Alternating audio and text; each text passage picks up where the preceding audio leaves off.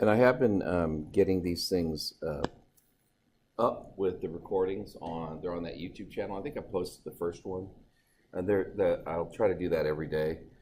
And again, I'm writing the times on the left-hand side, so you can kind of just you don't need to watch like hour and a half of lecture. You can scroll to where you need to go to, that kind of thing. Hopefully that'll help you guys out. All right, so this is chapter 8. I'm going to try to finish chapter 8, and I might be doing a little bit of chapter 9. I have notes for it. I haven't edited them yet, so there's just a lot of information on the slides. So I'll pull that up and try to talk through some of that. But I'd like to get a little bit ahead so we can finish earlier in the semester rather than trying to cram it all in at the last second, which is often what happens in a summer class. Okay, so let's say I have a bicycle factory. Well, this is kind of an old, worn-out analogy, but let's say I have a bicycle factory, and I want to make bicycles, okay? And I have wheels and I have frames. What's the formula for, what's the recipe for making bicycles if you have wheels and frames? 2 wheels and a frame, yeah. So I'll have 2 wheels. So I'm going to use my, again, my brilliant drawing skills. Here's a wheel. There's another wheel. And then I have a frame. And then, all right, I'll get this.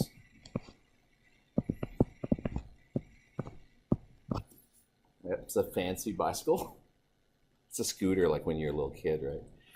So the way we'd write this, though, if you were to write this as like it'd be 2 wheels, right, plus a frame, makes a bike. And this is just like a chemical reaction. When you do a chemical reaction and you're balancing it, you're just trying to make sure, like, oh yeah, I have the same amount of stuff on the left side as I do on the right side. And now what we can do is we can use this balanced reaction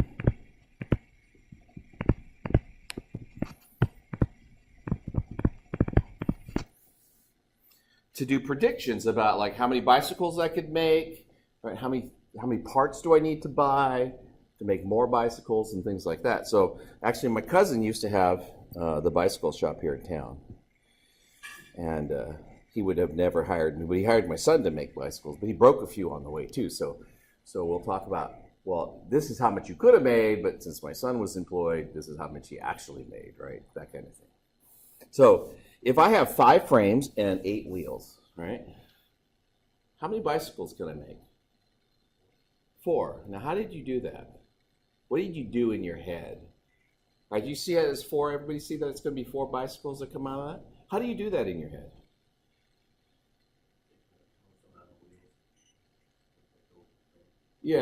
Yeah, so you say, well, I get 2 wheels for every frame. And you either did this. You either said, well, from the frames I could make 5, but then I'd run out of wheels.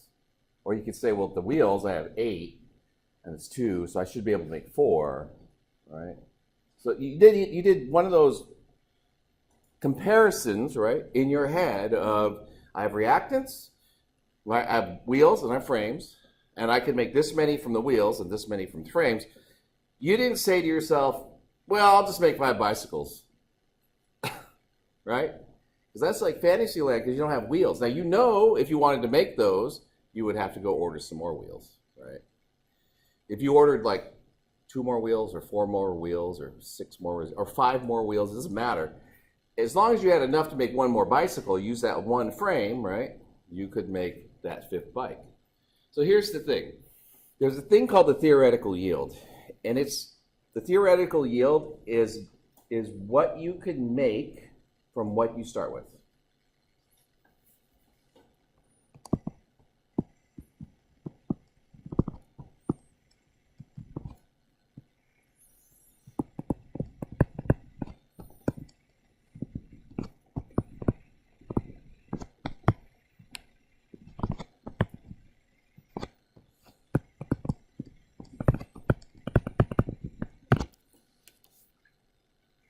And when you do that in your head, right, it's a comparison thing automatically.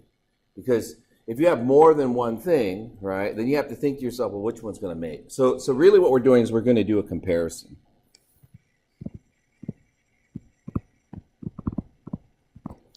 And the comparison is what I could make from wheels and what I could make from frames.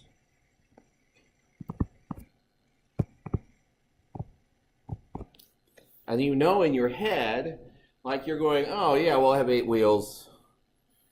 I should make 4 bikes. I have 5 frames, I can make 5 bikes. You don't just automatically say I'm going to make 5. Like when you were little, you might have done that. But now you're like, I'm going to run out. And so here's the deal.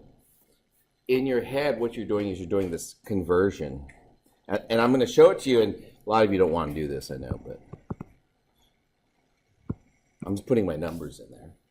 And the thing that you're doing is you're saying, based on your balanced reaction that's up here, 2 wheels, right, make 1 bicycle.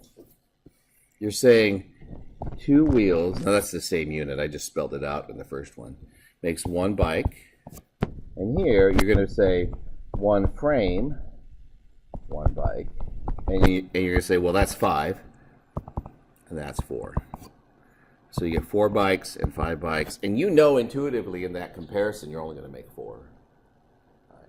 Now, if you want to make more, all right, you'd have to get more wheels, or more wheels and more frames. It just depends on what you're trying to do. Okay, so theoretical yield is this.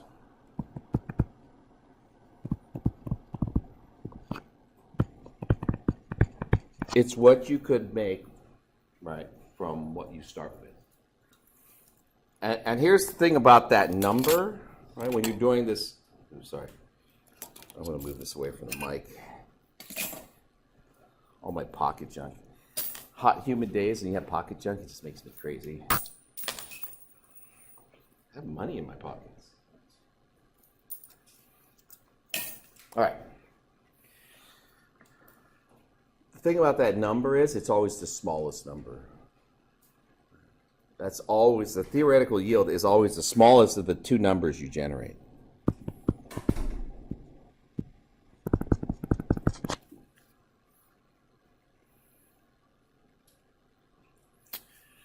All right. The limiting reagent or the limiting reactant is the thing that tells you how many you're going to make. So from here, I have wheels and frames. The wheels is telling me what I'm going to make. So the limiting reactant, remember reactants are on the left side, right? The limiting reactants is the wheels.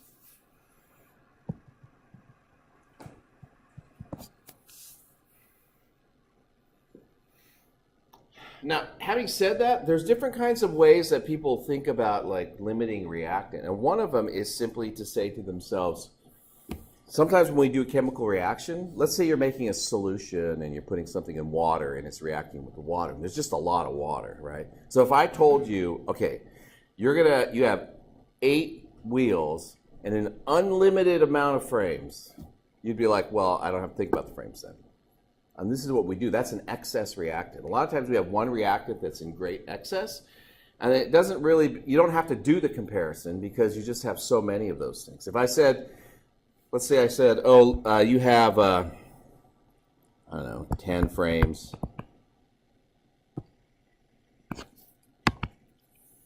And you have unlimited wheels. You're not going to say, well, I can make an unlimited amount of bikes, right? You're only going to make 10. So there's this thing, it's called the excess reactant, and I'm going to fill that in here. This is your excess reactant. It's just what you have more of than you need. It's what you have in excess, right? It's the reactant that's left over.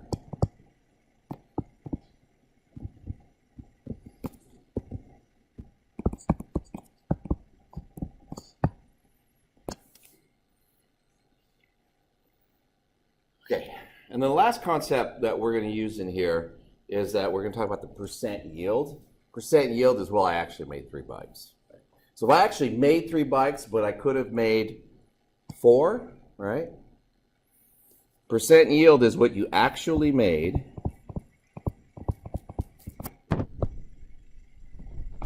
divided by the theoretical yield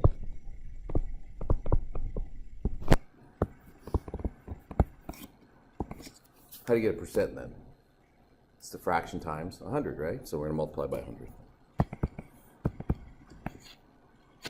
So the percent yield is equal to that. So if that would be equal to, well, I made 3. I had the possibility of making 4 times 100, 75%.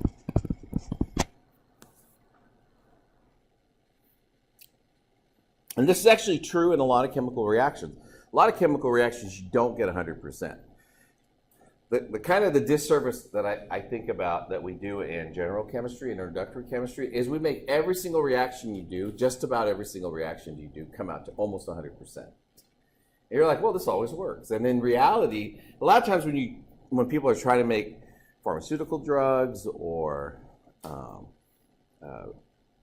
chemicals that we use in the household or that we use on the fields, the percent yield is not even close to 100. They try to get it close to 100, but there's just a lot of waste in the production of what they're trying to make simply because they can't control the process, so they only get one thing. A lot of times you get like 2 or 3 things out, and then you have to do a lot of purification and clean things up. But in Gen Chem, it's usually 100%, right? Pretty close to. So a couple of abbreviations that I like to use, percent yield is going to be percent theoretical yield. And theoretical yield is just this, okay? And then actual yield will be actual yield. And so then I would rewrite percent yield as percent theoretical yield, because that's what it is, the percent of how much you could have made. It's the actual yield over theoretical yield times 100%. It's not that important that you know those abbreviations, but it might come up here in a little bit because I like to write them all the time. Okay, so what we're going to do now is do some mole to mole conversions. And now I have a different chemical formula, different chemical equation. I have A's and B's and C's. And A's and B's and C's could be different compounds. And the 3, the 2, and the 4 are special. They're called stoichiometric coefficients. And I think I didn't type that anywhere, but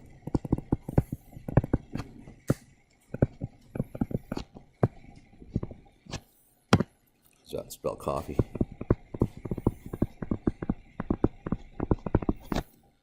Stoichiometric coefficients.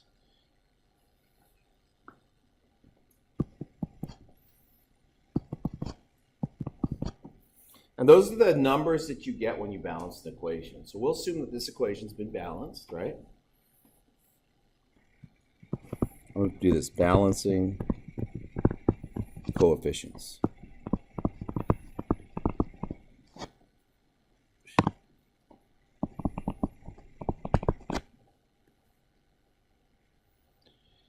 Okay, so calculate the moles of B that are, I left that out, sorry, required to completely react with 3.75 moles of A. So this is what we're looking for. We're looking for moles of B, and we're starting with moles of A, and then we're going to set up this mole ratio from the chemical equation, or the balanced chemical equation. We're going to say 3 moles of A, right, is chemically equivalent to, and I use this symbol sometimes just to remind you, 2 moles of B. That's the conversion rate.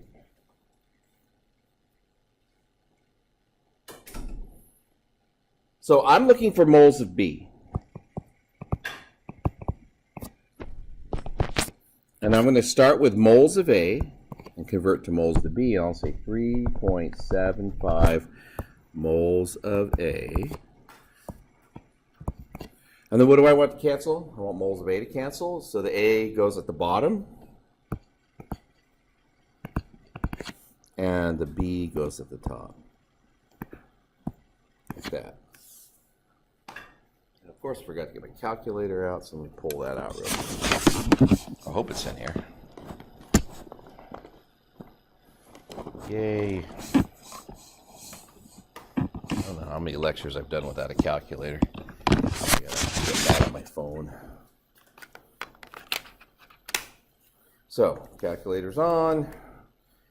3.75 times 2 divided by 3. I guess tag teaming and going outside. Just go both at the same time. Never mind. So that equals to 2.50 moles of B, and it worked out because this cancels here. Okay.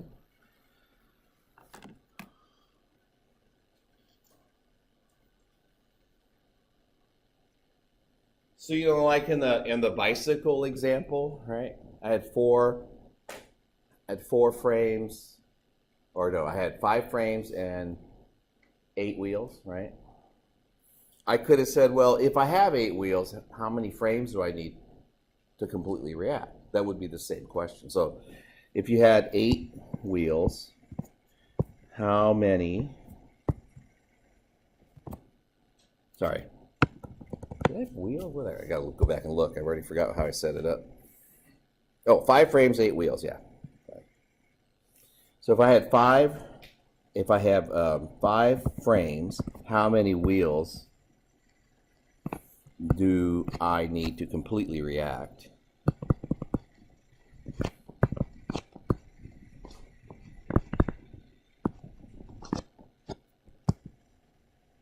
Okay, so that's could have been the same question from the previous one, and I could have said, well, the wheels, that's going to be 5 frames times, and then it's 2 wheels per frame, and you end up with 10 wheels. And then that's the other comparison you guys did in your head. You said, well, I would need 10 and I only have 8. Okay, so that's another, to tie it back into the first example. People do this kind of calculation all the time because they want to know how much more reactant to add in order to get the reactants to come out even. Okay, now, another kind of problem might be, I want to get 7.5 moles of C, right?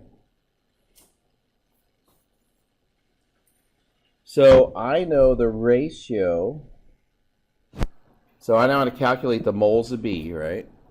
I'm looking for moles of B.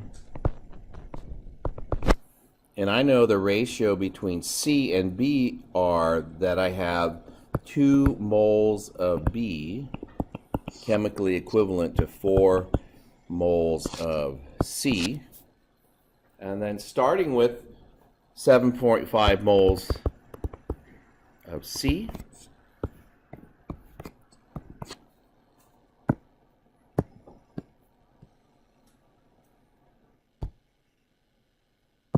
I can say 2 moles of B for every 4 moles of C. And that'd be 3.75.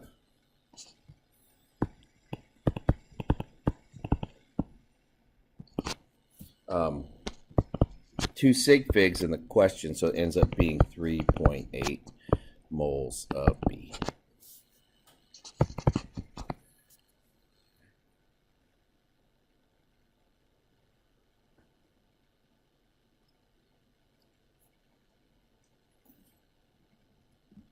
Questions on how I'm doing that?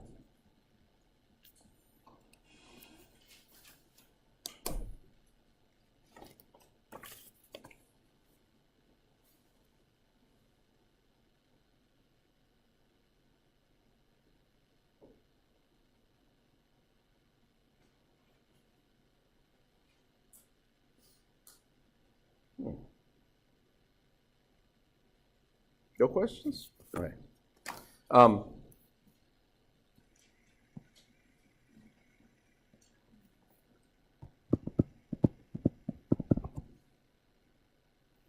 So now another problem. If I have 5 moles of A and 4 moles of B, right, how many moles of C could be produced? And this is, again, right, I have 2 things. So it's a comparison problem where I have to compare the 5 moles of A and how much C could be produced, and the 4 moles of B and how much C can be produced, and whichever one makes less, right? That's how much I'm going to make. All right, let's assume these are exact. I didn't put sig figs on these numbers, unfortunately. So I want to know, this is what we call a limiting reactant problem.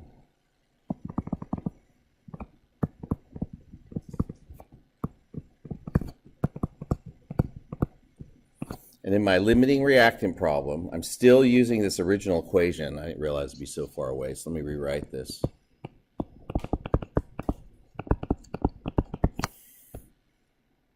I'm going to take the moles of each reactant and figure out how much products it's going to make. So 5 moles of A. Again, I'm looking for moles of C. And then I'm going to have, again, looking for moles of C, I'm going to start with 4 moles of B. So what are the conversions I can get out of my balanced reaction? Let's do it for the A to C. What's the conversion?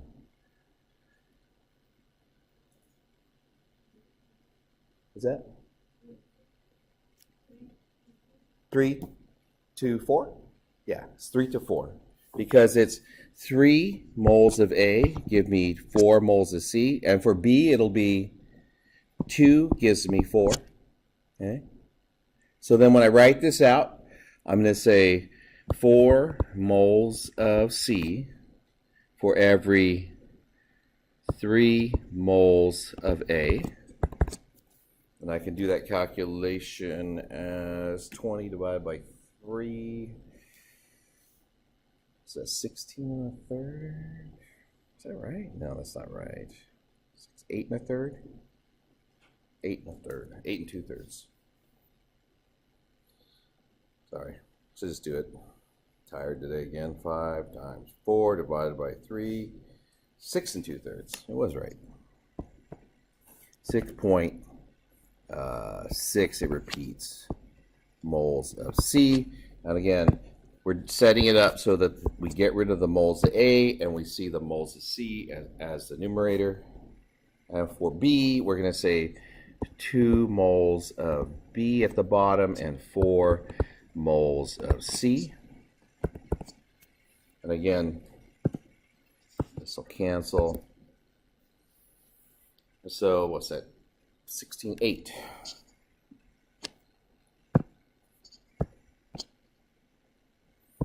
Say 8.0 moles of C. Okay. How much C am I going to get?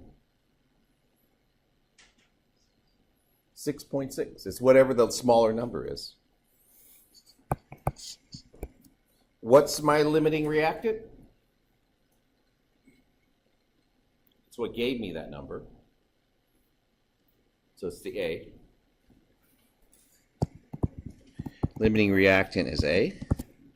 Theoretical yield is 6.6 moles.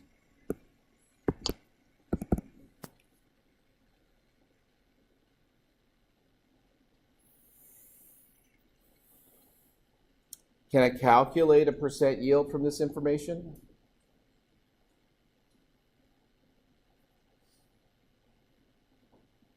Can you calculate a percent yield from this information? And if not, what do you need to know to calculate a percent yield? Yeah, actually how much you make.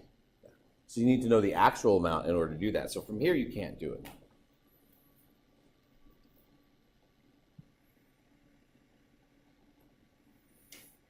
I'll leave that up for a second.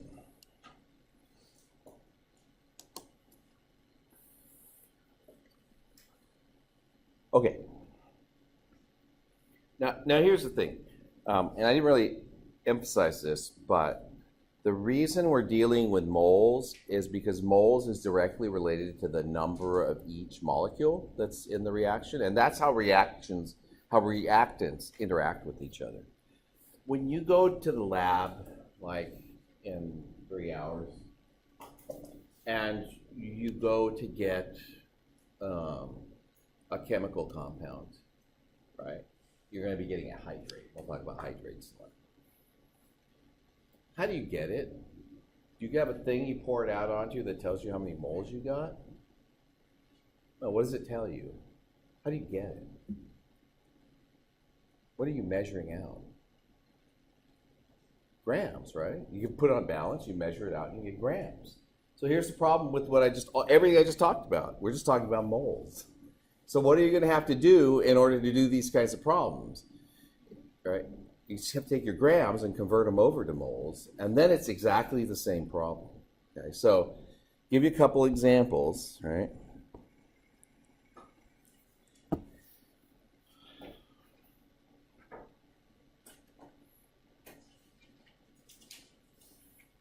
So these are known as gram to mole to gram conversions.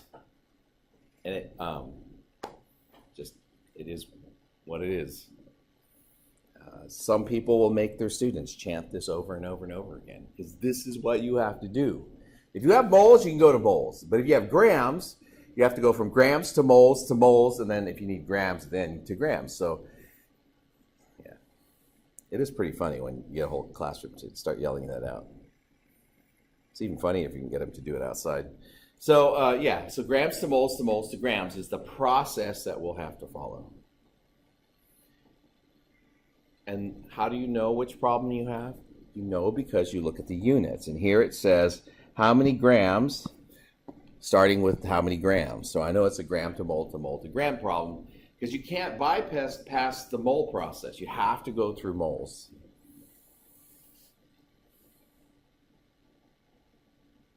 And I gave you the molar masses because I figured I didn't want to waste a lot of time calculating those anymore. And I will just tell you this. One of my favorite apps on the phone.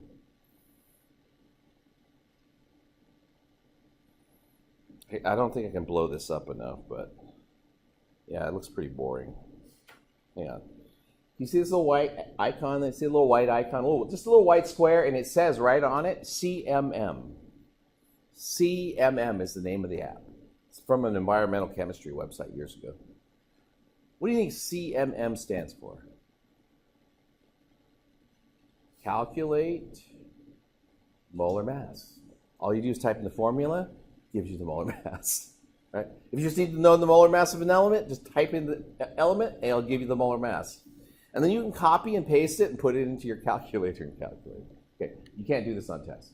So I hope you know how to do molar masses by now. But you know, when you're doing these problems and you've got to do, oh, I need the molar mass of this again, if you know how to do it, don't waste a lot of time doing that. Just look it up or whatever you have to do.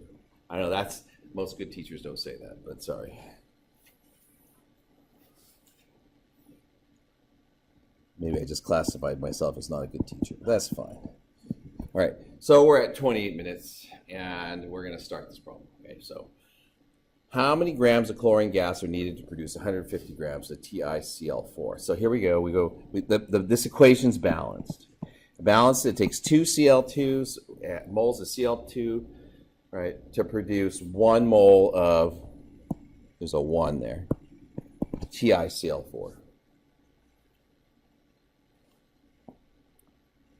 So what I'm going to have to do is this. I'm going to take the grams of TiCl4. I'm going to convert that into moles of TiCl4.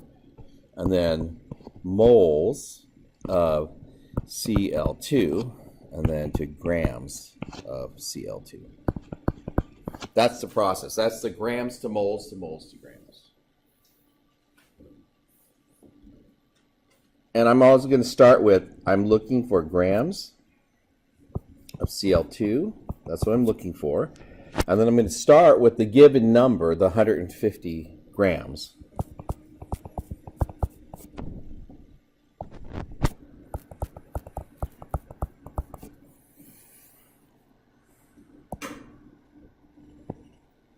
And I know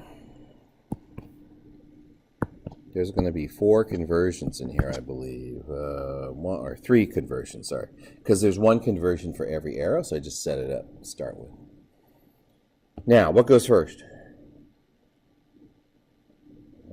grams to moles, and I have this is my molar mass. So if you see, and I noticed some people had trouble with this, G/M, right? You're going to write it as either 189.67 grams over a mole or inverted from that. That's what the G/M means. It's per mole, so you write mole at the bottom. A lot of times people, when we're doing these conversions earlier, they're shoving everything to the top side, but when you have that slash in the unit, separate top and bottom. Okay? So I'm going to have 189.67 grams of TiCl4 is 1 mole of TiCl4. I took care of that part. That part's done. And I can verify that simply by crossing out units, and I'm at moles of TiCl4. Now what I need to do is I need to go from moles of titanium chloride to chlorine.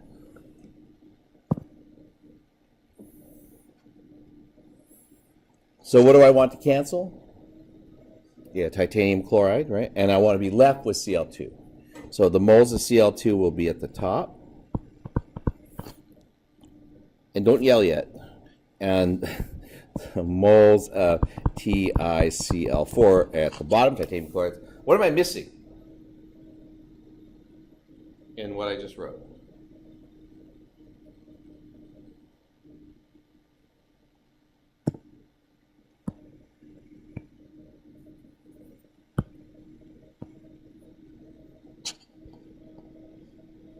What's missing? Huh? The amount? Yeah, they need the 2. You have to have the 2 here. All right. So that 2, let me do this, has to come from a balanced chemical reaction. If you leave that out, then you're not doing anything, right? You need to know how much, and so of chlorine, so you need that mole ratio in there. And if you I just finished this step here, and I know that if I cancel out the units, because I'm left with moles of Cl2, and I still need to get to grams. I mean, I'm constantly, when I'm doing problems like this, I'm always checking back over here. Did I get there yet? Did I get there yet? You should do that after every step that you set up, because I've seen plenty of students where the question says, how many moles of this can you produce? And they go on to grams, and that turns out to be one of the answers on a multiple choice test, because they just went right past the answer, right? So always be checking back, like, what am I trying to calculate? What am I getting? Right now I'm at moles, I wanted grams, and so I need to use my molar mass, which is this one here. So that's going to be 70 right at the top, and that's 1 mole of Cl2. So now I'm going to just multiply everything on top and divide by everything on the bottom. The everything on the bottom is just one thing, by the way.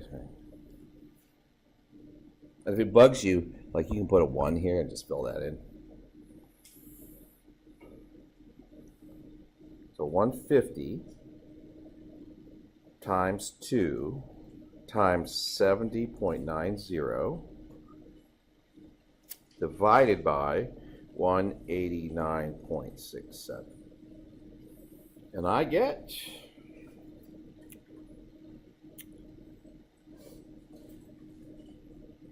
oh, hang on. I hit the wrong button somewhere along the way. 150 times, oh, that's why. That's not times. Times 2 times 70.90 divided by 189.67, and I get 112.1, and it says 142 like this, grams of Cl2. Well, I left my Cl2 off over here. And just to be sure, those cancel out. Now, sig figs, it should be 4 because my starting number started with 4. The molar mass, the one that's closest to being worried about is that one. That's also 4, so I should be rounding it to here. So that's going to be 112.1 grams of Cl2, and that's the answer.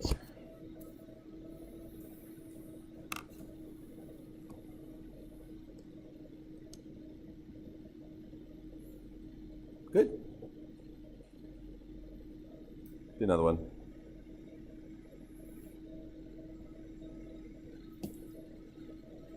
Okay, so different problem, but there's 2 problems in here because it says how many grams of SO3, and so you can see the SO3 on the right-hand side, right, could be produced from 15 grams of oxygen and 15 grams of S.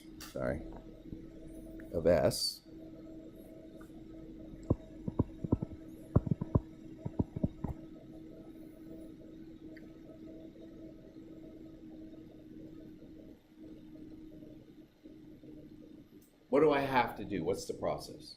Right. I'm starting with grams, and I'm ending with grams. So it's a gram to mole to mole to gram. But I have 2 reactants, right? You've been given quantities of each of the reactants. So this is one of those comparison problems. You're going to have to do 2 calculations and then compare. Okay? So the first one is, I want to know grams of sulfur trioxide that I could produce from grams of oxygen. And so I'll just start it off like this. And I'm going to want to also know grams of sulfur trioxide that I would produce from 15.0 grams of sulfur.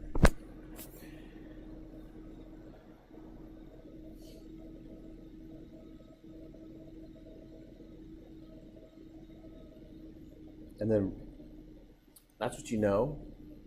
Write this out. You're going to say, okay, if that's what I need to find, I'm going to have grams of oxygen to moles of oxygen to moles of sulfur trioxide to grams of sulfur trioxide, like that.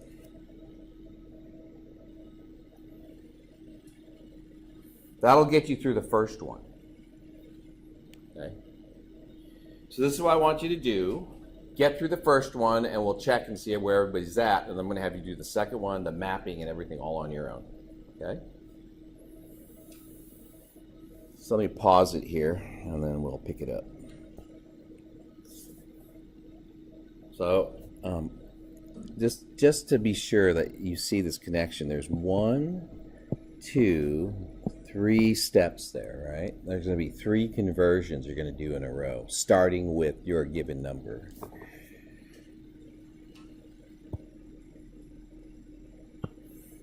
That's 1, that's 2, that's 3, and then I'm going to say equals, okay? What's the first step? Well, what are we doing? We're going from grams of oxygen, to moles.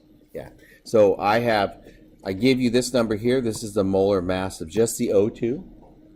So it's 32.00 grams is 1 mole of O2. So that's the first step, right? That's my 1. What's the next step? Moles of SO3, right? So we're going to go, what's the ratio? Well, it's 2 moles of SO3 for every 3 moles of O2.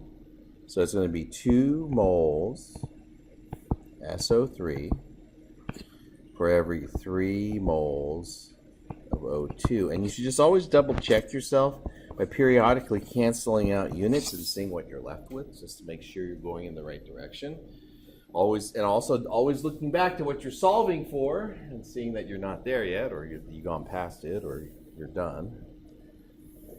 And the last step, I'm at moles of SO3, so I need to go to grams. So I know for SO3, it's 80.07 grams for every 1 mole of SO3. So that'll cancel like that, and that's the third step, and then you can calculate.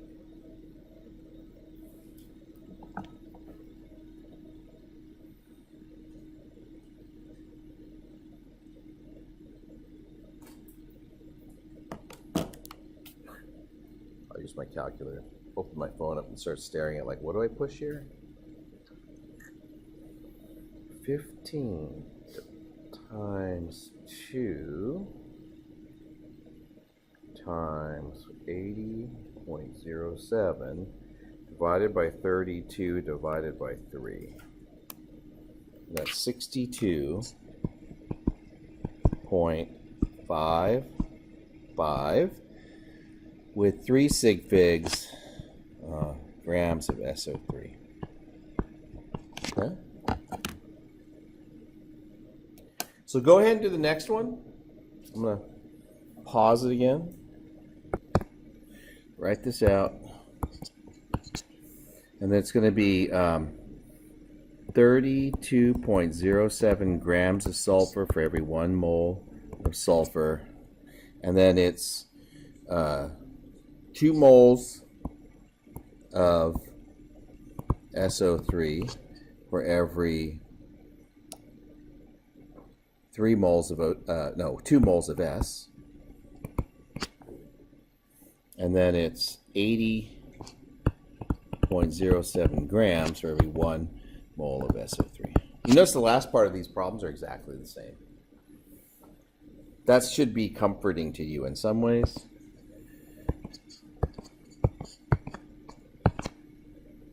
So into my calculator it goes. 15 times 80.07 divided by 32.07 times 2 divided by 2. So I won't do that. 37.45 grams of SO3. So how many can you make? How many could be produced? 25. So you can make, whoa, what happened there? You can make that. That's your theoretical yield. What is the limiting reactant? What ran out? The O2. So the limiting reactant is O2. Theoretical yield is 25.02 grams. SO3. Oh, that's messy. Sorry.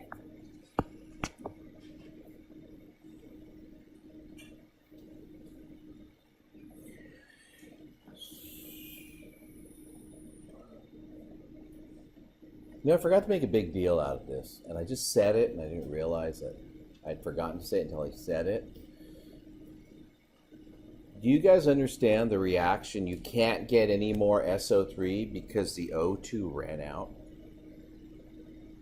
Like when we're doing the bicycle problem, right? And the wheels ran out, that's what told us. Like you had 8 wheels and you could make 4 bikes out of it. Right? Why could you only make 4 bikes out of it? Because once you made 4, all those wheels were gone. They were in a bicycle now. And so basically what you're calculating here when you're doing these problems, you're figuring out what runs out, and that stops the reaction. Okay. So I just, that's sad, it's only 9:30 and I finished the chapter already. You're like, what? We'll come back and we're gonna do a little more lecture. But yeah, SO2 gas is actually, 2 grams of SO2 gas is actually produced. What is the percent yield? Are you guys all excited? Long lunch, take a nap. Sorry. There might be more to the chapter. I'll go back looking through it. I feel like I skipped something, but I don't. So percent yield, so the percent of the theoretical yield would be the actual yield over the theoretical yield times 100. So that means 2.0 grams divided by 25.02 grams. This is both grams of SO3 and SO3 times 100. It's a pitiful percent yield. And that becomes 0.0799. Oh, I forgot to multiply by 100, so 7.99%. There you go.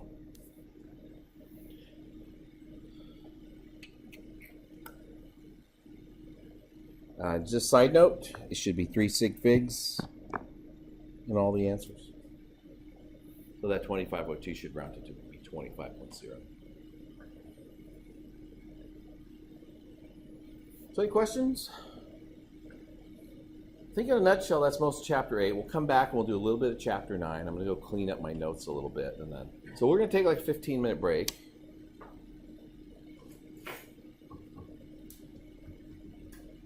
I'll go review my notes for the next chapter, and I'll look to make sure I covered everything in this chapter. But I think I did. All right, so this is the last thing. Actually, I forgot to add a section into the notes for something called Thermo Chemistry. So let me explain this to you real quick. So Thermo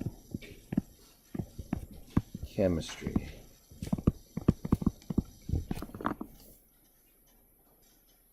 So in thermochemistry, what do you think that sounds like? What's thermo mean? Heat or temperature, right? So it's how temperature or energy relates to chemistry. And so when we write a chemical reaction, and here's the example one just right out of the text. This is the combustion of methane.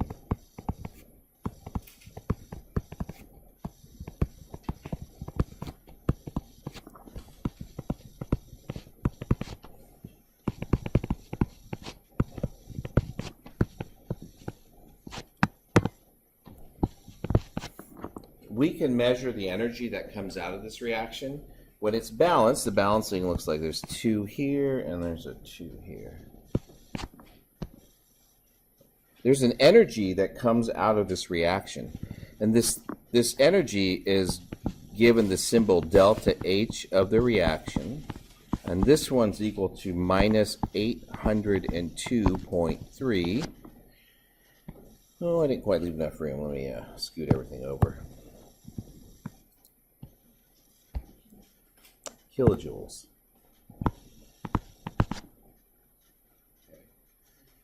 So a couple of things about this, about the enthalpy. Let me write that out for you.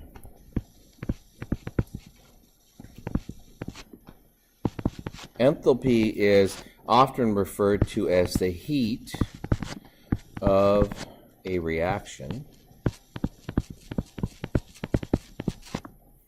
And when a chemical reaction takes place, remember we talked about things being exothermic and endothermic? This is how we quantify exothermic and endothermic. Exothermic means what? It means releases heat, and so the surroundings become hot. And so you can see in this reaction, this is a combustion reaction. So what do all combustion reactions do? They get hot, right? When you burn stuff, it warms up. So heat in this reaction is a product, and it's released from the reaction, and this is an exothermic reaction. And it's exothermic, and the way we indicate it is we put a negative sign in front of the energy. So that's negative 802.3 kilojoules. So how do we use this energy? Let's say we have, 20 grams of methane.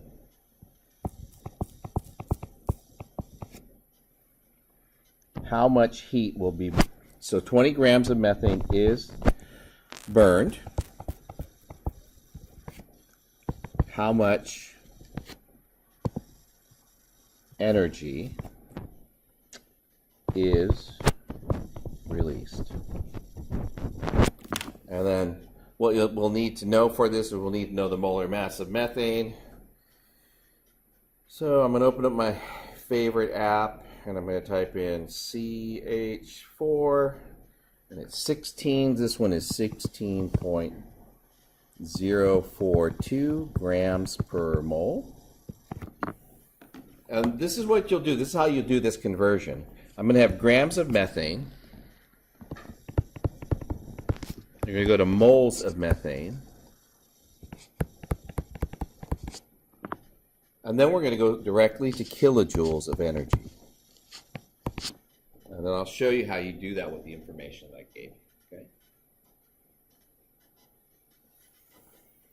So we're looking for kilojoules.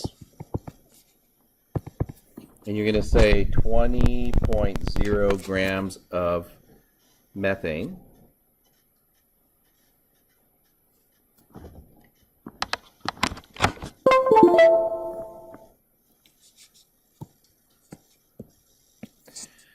And that's 16.042 grams for every 1 mole of CH4.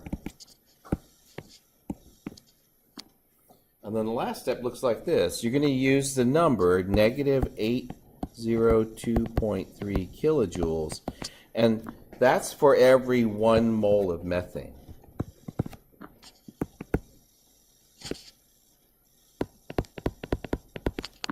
So you'll treat the energy like it's the coefficient for the kilojoules in the balanced reaction. And so if I was doing this for grams of oxygen, I would have had to set the same amount of energy, but for every 2 moles of oxygen, just because there's a coefficient of 2 in there. Okay. Yeah, so that has to be, in this class, that's usually told to you. Yeah, it's like given in the equation. You'll get an equation, and it'll have an energy next to it, and it'll ask you something like, how much energy is released, or how much methane would have to be burned in order to get this much energy. So I'll do that problem next so you can see it. Okay, so then we'll do the calculation. This will be 20 divided by 16.042 times 802.3. And you'll get, oh, it came out to 1,000. What do you know? 1.00 times 10 to the 3rd kilojoules with sig figs. Oh, I forgot the negative sign, negative. And the negative just means energy is released, so it's going to, when you burn it, that's how much heat is going to be released. That's going to make the environment get hotter, okay?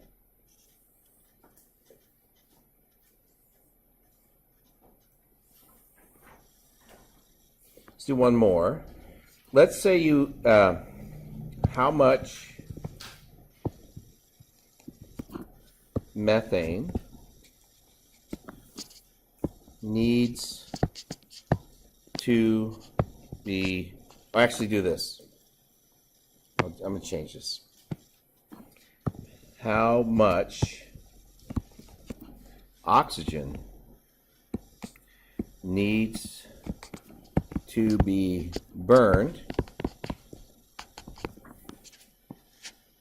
with an excess of methane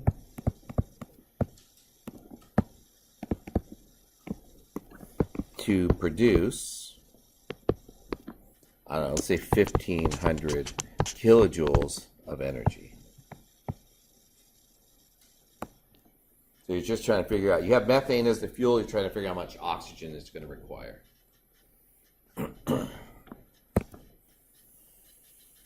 Okay, so using the same data, we're going to start with kilojoules, and I'm just going to map this out for you. And then you're going to go to moles of oxygen, and then you'll go to grams of oxygen.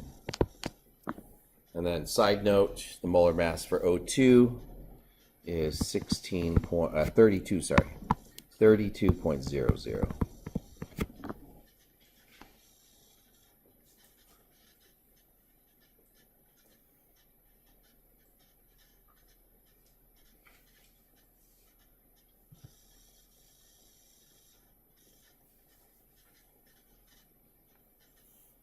Okay. So start with 15, we're looking for grams of oxygen. We're going to start with our 1500 kilojoules. And I'm going to go from kilojoules to moles of oxygen. So in order to do that, we'll go back up to the balanced reaction. You can see at the very top there. And what's the energy and mole ratio of oxygen there? Right, it's 2 moles of oxygen for every 802.3 kilojoules of energy. So we're going to put what at the bottom, what goes at the top? Kilojoules at the bottom, because that's what you're trying to get rid of. That's always the way it works. Minus 802.3 kilojoules. And at the top, I'm going to put 2 moles of oxygen. And to keep track of these things, I can cancel out my units. The kilojoules go away. I'm left with moles of oxygen right now. So I'm going to go to grams of oxygen. So I know it's 32.00 grams of oxygen for every 1 mole of O2. And then we'll calculate that. Canceling units, right? Make sure everything's good. 1500 divided by 802.3 times 2 times 32. Oops, 802.3. I'll put the negative sign in at the end. I got 119. I'll double check my calculation here.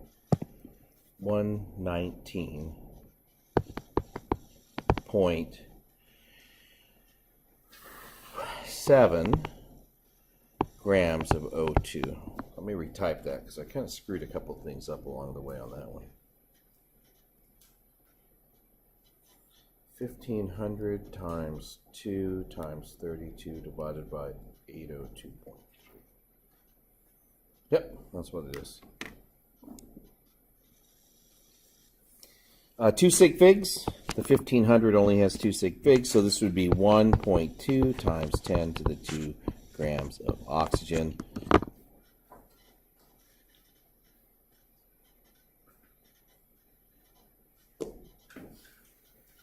So that was the thing I left out. Oh, sorry, yeah, negative. But, oh, wait, yeah. It can't be negative, right? Because it's how much, I mean, it can be, okay. I don't want you to get confused by this. There is a negative there, but that's how much is used. The negative is saying, I'm going to use this much. All right. So a lot of people don't carry the sign through because they don't like seeing that negative mass, but the negative is telling you that you're using it up in order to make that energy. But, yeah, so I usually ignore it at this point because it bothers me. And I've done it for like years and it still bothers me. So.